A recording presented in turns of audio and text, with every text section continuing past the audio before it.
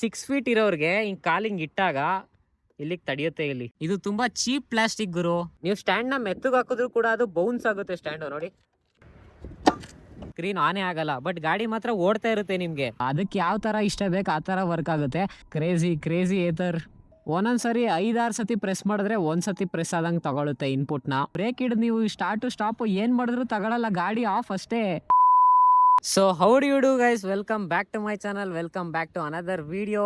ಇವಾಗ ನಾವು ಏತರ್ 450X ಕಾನ್ಸ್ಗಳನ್ನ ನೋಡೋಣ. ಕಾನ್ಸ್ ಅಂದ್ರೆ ಬೇಸಿಕಲಿ ತೊಂದರೆಗಳು ಈ ಗಾಡಿಯಿಂದ. ಅಂದ್ರೆ ಇನ್ನು ಏನೇನು ಫೀಚರ್ಸ್ ಇಂಪ್ರೂವ್ ಮಾಡ್ಬೋದು ಅಂತ ಒಂದು ಸಜೆಷನ್ ಏತರ್ಗೆ. ನೀವು ಲಾಸ್ಟ್ ವಿಡಿಯೋ ಪ್ರೋಸ್ ಬಗ್ಗೆ ಒಂದು ಮಾಡಿದೆ, ಇದೇ ಏತರ್ 450X. ಅದನ್ನ ನೋಡಿಲ್ಲ ನೀವು ಅಂದ್ರೆ ಅದನ್ನು ಕೂಡ ನೋಡಿ ಚೆಕ್ಔಟ್ ಮಾಡಿ. ಅದನ್ನು ಕೂಡ ಆ ವಿಡಿಯೋದಲ್ಲಿ ನಾನು ಹೇಳಿದ್ದೆ ಈ ಪ್ಯಾನಲ್ ಬಗ್ಗೆ, ಫ್ಲೋಟಿಂಗ್ ಪ್ಯಾನಲ್ ಬಗ್ಗೆ. ಬಿದ್ದರೆ ಫಸ್ಟ್ ಫ್ಲೋಟಿಂಗ್ ಪ್ಯಾನಲ್ಗೆ ಇಂಪ್ಯಾಕ್ಟ್ ಆಗುತ್ತೆ, ಅದರಿಂದ ನಿಮಗೆ ಫುಲ್ ಪ್ಯಾನಲ್ ಕಾಸ್ಟ್ ರಿಪ್ಲೇಸ್ಮೆಂಟ್ ಇರಲ್ಲ ಅಂತ. ಬಟ್ ಈ ಫ್ಲೋಟಿಂಗ್ ಪ್ಯಾನಲ್ ಪ್ರೈಸೇ ಹೆವಿ ಇದೆ ಗುರು. ಇದು ಒಂದು ಪ್ಲಾಸ್ಟಿಕ್ ಪ್ಯಾನಲ್ ಅಷ್ಟೇನೆ. ನೋಡಿ ಈ ಪ್ಲಾಸ್ಟಿಕ್ ಪ್ಯಾನಲ್ಗೆ ಅಬ್ಬಬ್ಬ ಅಂದರೆ ನೀವು ಆಫ್ಟರ್ ಮಾರ್ಕೆಟಲ್ಲಿ ಹುಡುಕಿದ್ರೆ ಒಂದು 500-600ಗೆಲ್ಲ ಸಿಕ್ಬಿಡುತ್ತೆ. ಪ್ಯಾನಲ್ ಇರೋದು ಬರೀ ಇಷ್ಟೇನೆ, ಇಲ್ಲಿಂದ ಇಲ್ಲಿವರೆಗೆ. ಮ್ಯಾಕ್ಸ್ ಟು ಮ್ಯಾಕ್ಸ್ ಒಂದು 1000 ರೂಪೀಸ್ ಆಗುತ್ತೆ ನೀವು ಆಫ್ಟರ್ ಮಾರ್ಕೆಟಲ್ಲಿ ಹುಡುಕಿದ್ರೆ. ಚೀಪ್ ಪ್ಲಾಸ್ಟಿಕ್ ಅದು.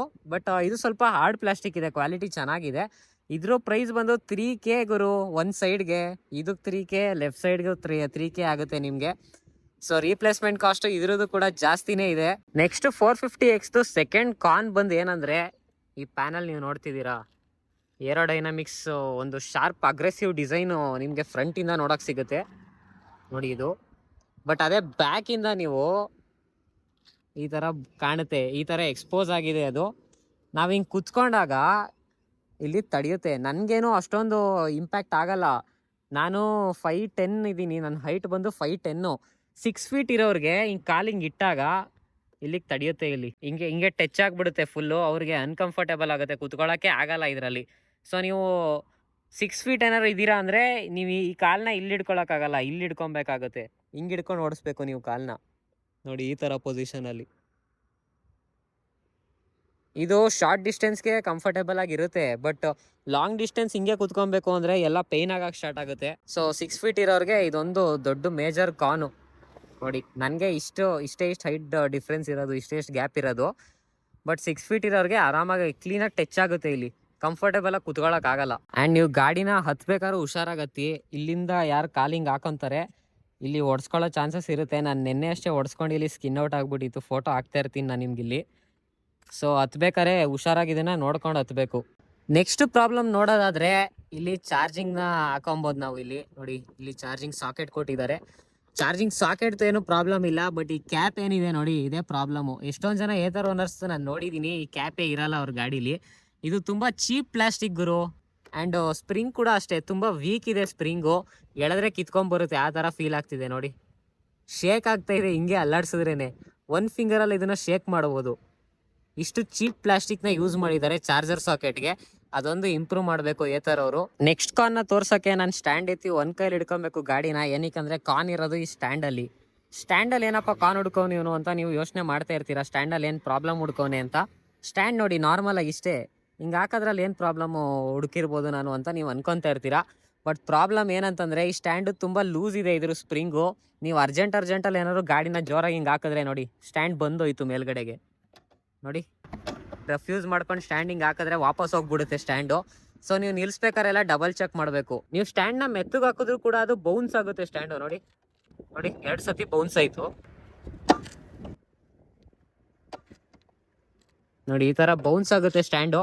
ಸೊ ನೀವು ನಿಲ್ಲಿಸ್ದಾಗೆಲ್ಲ ಡಬಲ್ ಚೆಕ್ ಮಾಡಬೇಕಾಗುತ್ತೆ ಸ್ಟ್ಯಾಂಡ್ ಕರೆಕ್ಟಾಗಿ ಕೂತಿದ್ಯಾ ಅಂತ, ಇಲ್ಲ ಗಾಡಿ ಬಿದೋಗೋ ಚಾನ್ಸಸ್ ಇರುತ್ತೆ. ಆ್ಯಂಡ್ ಈ ಸ್ಟ್ಯಾಂಡ್ನ ಹಾಕ್ಬೇಕಂದ್ರೆ ನೀವು ಮಾರ್ಕಸ್ ಆಗಬೇಕು. ಏನಕ್ಕಂದರೆ ಗಾಡಿ ನೋಡಿ ಯಾವ ಥರ ಮಲ್ಕೊಂಡಂಗೆ ಕಾಣುತ್ತೆ, ಎಷ್ಟು ಲೋ ಬರುತ್ತೆ ಗಾಡಿ ಸ್ಟ್ಯಾಂಡು. ಸೊ ಅದರಿಂದ ಇದು ತುಂಬ ಅನ್ಕಂಫರ್ಟೇಬಲು. ಸೊ ಅದರಿಂದ ನಾನು ಈ ಸ್ಟ್ಯಾಂಡ್ ಕಾನ್ನ ಇಟ್ಟಿದ್ದೀನಿ. ನೆಕ್ಸ್ಟ್ ಪ್ರಾಬ್ಲಮ್ ಬಂದು ಈ 7 ಇಂಚ್ ಡಿಸ್ಪ್ಲೇ ಏನಿದೆ ಇದರಲ್ಲಿದೆ, ಇದು ಅಷ್ಟೊಂದು ರೆಸ್ಪಾನ್ಸಿವ್ ಇಲ್ಲ, ಸ್ವಲ್ಪ ಲ್ಯಾಗಿ ಅಂತ ಫೀಲ್ ಆಯಿತು ನನಗೆ. ನೀವು ಕೀ ಆನ್ ಮಾಡಿದಾಗ ಆಫ್ ಮಾಡಿದಾಗ ಈ ಸ್ಲೋ ಆಗಿ ಆನ್ ಆಗೋದು ಆಫ್ ಆಗೋದು ಏನೋ ಮೋಷನ್ ಕೊಟ್ಟಿದ್ದಾರೆ, ಅದರಿಂದನೇ ಸ್ವಲ್ಪ ಪ್ರಾಬ್ಲಮ್ ಆಗುತ್ತೆ. ನೀವು ಸಡನ್ನಾಗಿ ಕೀ ಆನ್ ಆಫ್ ಮಾಡಿದಾಗ ನೋಡಿ ಡಿಸ್ಪ್ಲೇನೇ ಆನ್ ಆಗಲ್ಲ. ಕೀ ಆನಲ್ಲಿದೆ ಆ್ಯಕ್ಚುಲಿ, ಇವಾಗ ನೋಡಿ ಇವಾಗ ಬಂತು ಡಿಸ್ಪ್ಲೇ.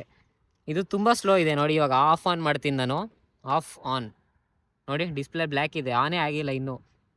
ಒಂದು 5 ಸೆಕೆಂಡ್ಸ್ ಅವರು ತಗೊಳುತ್ತಿದ್ದು ಸಡನ್ ಆಗಿ ಆನ್ ಆಫ್ ಮಾಡಿದ್ರೆ. ನೀವೆಲ್ಲರೂ ಸಡನ್ ಆಗಿ ಹೋಗ್ಬೇಕು, ಕೀ ಆನ್ ಮಾಡ್ತೀರಾ, ಡಿಸ್ಪ್ಲೇ ಆನ್ ಆಗಲ್ಲ. ನೀವು ಸ್ಟಾರ್ಟ್ ಮಾಡ್ಕೊಂಡು ಹೋಗ್ಬಿಟ್ರೆ ಗಾಡಿನ, ಇದು ಬ್ಲ್ಯಾಕ್ ಸ್ಕ್ರೀನ್ ಅಲ್ಲೇ ಇರುತ್ತೆ. ನಾರ್ಮಲಿ ಡಿಸ್ಪ್ಲೇ ಬರೋದೇ ಇಲ್ಲ, ಸ್ಕ್ರೀನ್ ಆನೇ ಆಗಲ್ಲ. ಬಟ್ ಗಾಡಿ ಮಾತ್ರ ಓಡ್ತಾ ಇರುತ್ತೆ, ನಿಮಗೆ ಸ್ಕ್ರೀನ್ ಆನ್ ಆಗಲ್ಲ ಆ ಥರ ಇದ್ದಾಗ. ಸೊ ಈ ಥರ ಪ್ರಾಬ್ಲಮ್ ಆಗುತ್ತೆ ಈ ಡಿಸ್ಪ್ಲೇಲಿ ಒಂದೊಂದ್ಸತಿ ಅಷ್ಟೇ, ಯಾವಾಗಲೂ ಏನು ಆಗಲ್ಲ. ಇದು ಗ್ಲಿಚ್ ಇದೆ ಅನ್ಸುತ್ತೆ ಮೋಸ್ಟ್ಲಿ. ಸೊ ಸಾಫ್ಟ್ವೇರ್ ಅಪ್ಡೇಟ್ ಎಲ್ಲ ಸರಿ ಮಾಡ್ಬೋದು ಅನ್ಕೊಂತೀನಿ ಇದನ್ನ. ನೆಕ್ಸ್ಟ್ ಏತರ್ ಪ್ರಾಬ್ಲಮ್ ಬಂದು ಇದರಲ್ಲಿ ಆಟೋ ಟರ್ನ್ ಆಫ್ ಇಂಡಿಕೇಟರ್ಸ್ ಇದೆ ಗುರು. ಬಟ್ ಇದು ಕ್ಲೀನಾಗಿ ವರ್ಕೇ ಆಗಲ್ಲ. ಅದಕ್ಕೆ ಯಾವ ಥರ ಇಷ್ಟ ಬೇಕು ಆ ಥರ ವರ್ಕ್ ಆಗುತ್ತೆ. ಒಂದೊಂದ್ಸರಿ ಈ ಲೇನಿಂದ ಈ ಲೇನ್ ಚೇಂಜ್ ಮಾಡಿದಾಗಲೇ ಆಫ್ ಆಗಿಬಿಡುತ್ತೆ. ಒಂದೊಂದ್ಸತಿ ಲಾಂಗ್ ಟರ್ನ್ ತಗೊಂಡಾಗ ಕೂಡ ಆಫ್ ಆಗಲ್ಲ. ನೋಡಿ ಇವಾಗ ಇಂಡಿಕೇಟರ್ ಆನ್ ಮಾಡಿದೆ, ಲೇನ್ ಚೇಂಜ್ ಮಾಡಿದೆ, ಆಫ್ ಆಗಿಲ್ಲ. ಇದು ಒಂದೊಂದ್ಸತಿ ಆಗುತ್ತೆ. ಇಲ್ಲಿ ಒಂದು ಟರ್ನ್ ಇದೆ, ಟರ್ನ್ ತಗೊತೀನಿ, ಟರ್ನ್ ಕೂಡ ತಗೊಂಡು ತೋರಿಸ್ಬಿಡ್ತೀನಿ ನಿಮಗೆ. ನೋಡಿ ಇವಾಗ ಆಫ್ ಆಯಿತು ಗುರು ಇಂಡಿಕೇಟ್ರು. ಎಷ್ಟು ಲೇಟ್ ಇದೆ, ನಾನು ಲೇನ್ ಚೇಂಜ್ ಮಾಡಿ ಎಷ್ಟೊತ್ತಾಯ್ತು, ಇವಾಗ ಆಫ್ ಆಗಿದೆ. ಇಲ್ಲಿ ಕೂಡ ಚೆಕ್ ಮಾಡೋಣ. ನಾವು ಇಂಡಿಕೇಟರ್ ಆನ್ ಮಾಡಿದ್ದೀನಿ, ಇವಾಗ ಟರ್ನ್ ತಗೊತೀನಿ, ಆಫ್ ಆಗುತ್ತಾ ನೋಡೋಣ. ನೋಡಿ ಟರ್ನ್ ತಗೊಂಡೆ, ಇನ್ನೂ ಆನಲ್ಲೇ ಇದೆ, ಇನ್ನೂ ಕೂಡ ಆಫ್ ಆಗಿಲ್ಲ. ಇವಾಗ ಆಫ್ ಆಯಿತು. ಒಂದೊಂದ್ಸರಿ ಎಷ್ಟು ಆ್ಯಕ್ಯುರೇಟಾಗಿ ವರ್ಕ್ ಆಗುತ್ತೆ ಅಂದರೆ, ಇದು ಟರ್ನ್ ತಗೊಂಡ ತಕ್ಷಣ ಆಫ್ ಆಗುತ್ತೆ, ಒಂದೊಂದ್ಸತಿ ಆಫೇ ಆಗಲ್ಲ, ಒಂದೊಂದ್ಸತಿ ಇವಾಗ ಲೇಟಾಗಿ ಆಫ್ ಆಯಿತು. ಇದಕ್ಕೆ ಯಾವ ಥರ ಇಷ್ಟ ಬರುತ್ತೆ ಆ ಥರ ವರ್ಕ್ ಆಗುತ್ತೆ ಇದು. ಆಮೇಲೆ ಇದ್ರಲ್ಲಿ ಹಾರ್ನ್ ಏನು ಕೊಟ್ಟಿದ್ದಾರೆ, ಹಾರ್ನ್ ಸೌಂಡು ಲೌಡಾಗಿಲ್ಲ. ಹಾರ್ನ್ ಕೊಡಬೇಕು, ಕೊಟ್ಟಿದ್ದೀವಿ, ಆ ಥರ ಮಾಡಿಬಿಟ್ಟಿದ್ದಾರೆ ಹಾರ್ನ್ನ. ನೋಡಿ ಹಾರ್ನ್ ಸೌಂಡ್ ಮಾಡ್ತೀನಿ, ನೋಡಿ ಈ ಥರ ಇದೆ ಹಾರ್ನ್ ಸೌಂಡು. ನಾವು ಕೂತಿದಾಗ ನಮಗೆ ಚೆನ್ನಾಗಿ ಕೇಳಿಸುತ್ತೆ, ಬಟ್ ಅದು ಅಷ್ಟೊಂದು ಲೌಡ್ ಇಲ್ಲ ಬೇರೆ ಗಾಡಿ ಕಂಪೇರ್ ಮಾಡಿದ್ರೆ. ಅದು ನಿಮಗೆ ಫೀಲ್ ಆಗುತ್ತೆ. ನೀವು ಕ್ಯಾಮ್ರಲ್ಲಿ ಯಾವ ಥರ ಫೀಲ್ ಮಾಡ್ತಿದ್ದೀರೋ ಇಲ್ವೋ ನನಗೆ ಗೊತ್ತಿಲ್ಲ, ಕರೆಕ್ಟಾಗಿ ಜಸ್ಟಿಫೈ ಮಾಡಲ್ಲ ಕ್ಯಾಮ್ರಾ. ಬಟ್ ನೀವು ಸುತ್ತಮುತ್ತ ಟ್ರಾಫಿಕಲ್ಲಿದ್ದಾಗ ನೀವೇನೋ ಹಾರ್ನ್ ಪ್ರೆಸ್ ಮಾಡಿದ್ರೆ ಅದು ಬರೀ ನಿಮಗೆ ಮಾತ್ರ ಕೇಳಿಸೋದು. ನಿಮಗೆ ಅಕ್ಕಪಕ್ಕ ಯಾವ ಗಾಡಿ ಇದೆ ಅದಕ್ಕಷ್ಟೇ. ಹಾರ್ನ್ ಸೌಂಡು ಜಾಸ್ತಿ ದೂರ ಕೇಳಿಸೋದೇ ಇಲ್ಲ ಇದರಲ್ಲಿ.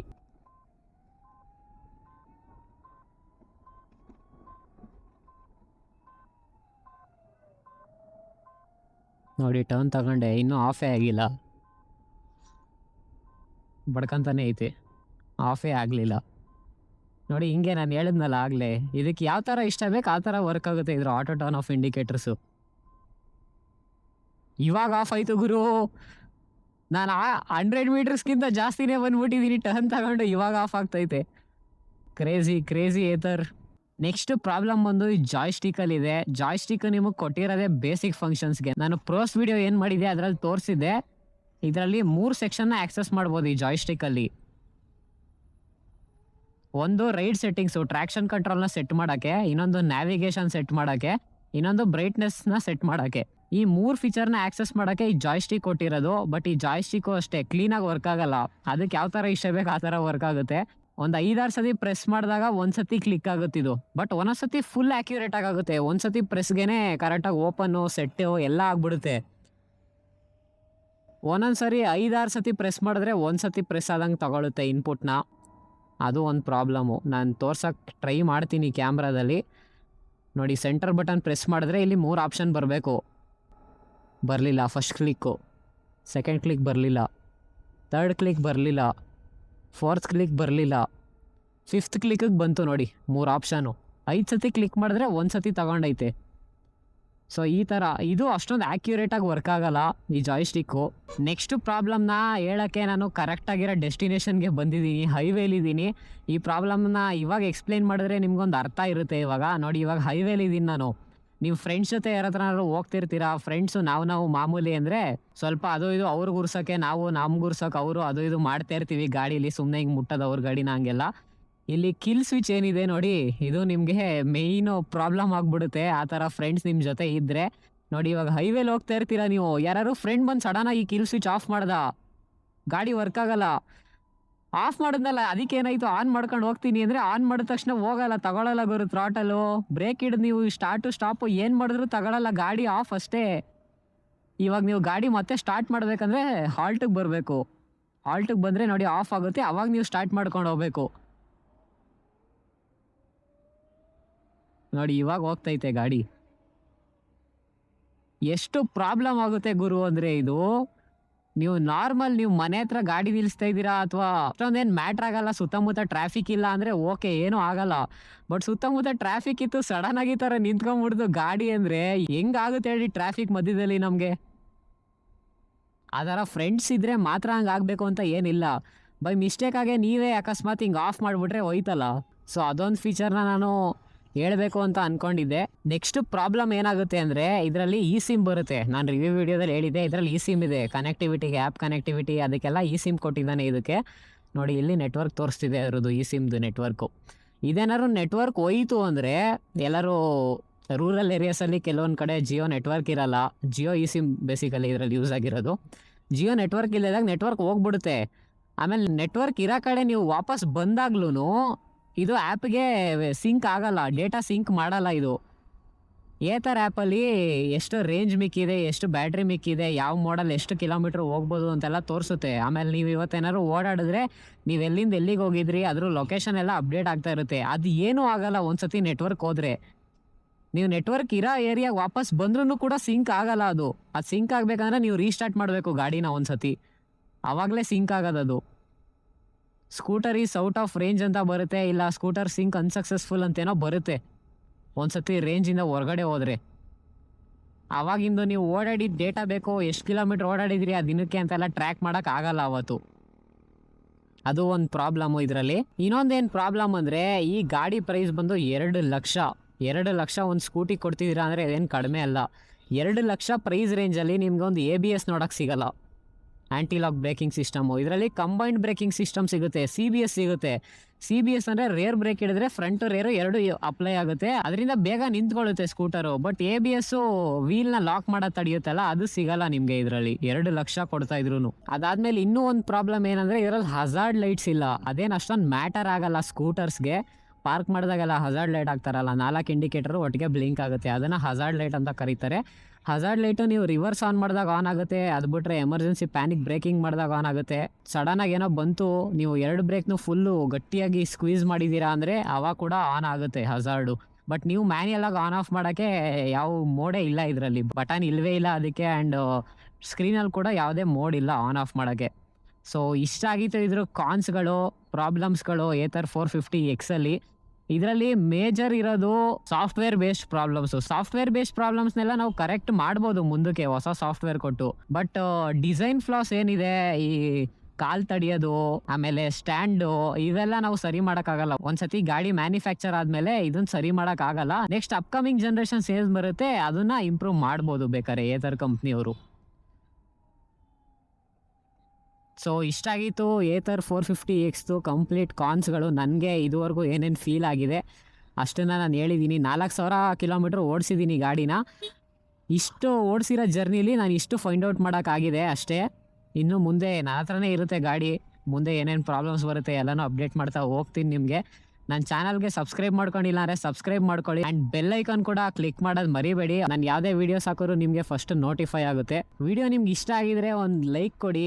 ಸೊ ಇಷ್ಟೇ ಈ ವಿಡಿಯೋಗೆ, ಸಿಗೋಣ ಮತ್ತೆ ಒಂದು ಹೊಸ ವಿಡಿಯೋಲಿ.